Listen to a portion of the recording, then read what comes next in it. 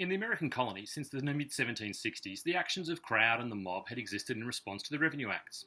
If we consider the view of historian Edward Countryman, however, that while crowds, mobs and popular uprisings were central to life in colonial America, Countryman believes that by itself no single riot can ever make a revolution. Rather, rioting was the act of people who wanted to restore or protect something good, not of a people who were driven by a vision for change. The question is, how do other historians view the Boston Tea Party? The Boston Tea Party of the 16th of December 1773 was clearly a trigger which proved hugely significant in bringing about the American Revolution. While the event itself did not receive the name the Boston Tea Party until 50 years after the actual event, according to historian Robert Allison, it immediately had dramatic consequences. Howard Zinn comments that the immediate impact of the Boston Tea Party was seen in the town meetings and mass meetings that rose in opposition. This view of the colonial response to the Boston Tea Party as being initially quite a grassroots response is also echoed by historian Graham Russell, who places great emphasis on the event in triggering revolution because it was a protest by ordinary people against perceived injustice. With this in mind, it is important to consider some of the historical interpretations that surround the Boston Tea Party.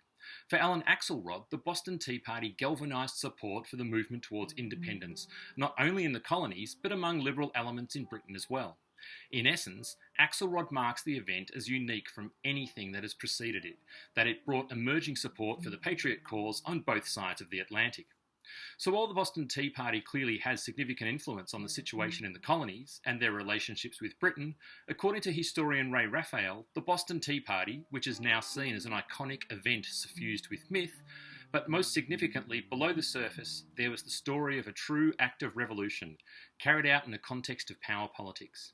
The mythology surrounding aspects of the significance of the Boston Tea Party, however, should not be seen to detract from its significance as a cause of revolution, since historian Laurel Ulrich contends that the Tea Party had a long-term consequence, the convening of the First Continental Congress in September 1774. Ulrich even cites one historian who describes the Boston Tea Party as the most revolutionary act of the decade.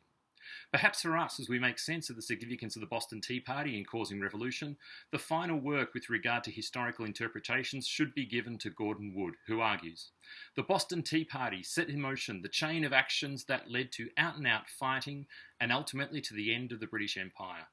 Whichever historical interpretation you are most persuaded by, what is clear is that much more happened than just the dumping of 342 chests of tea into Boston Harbour on an evening in December 1773.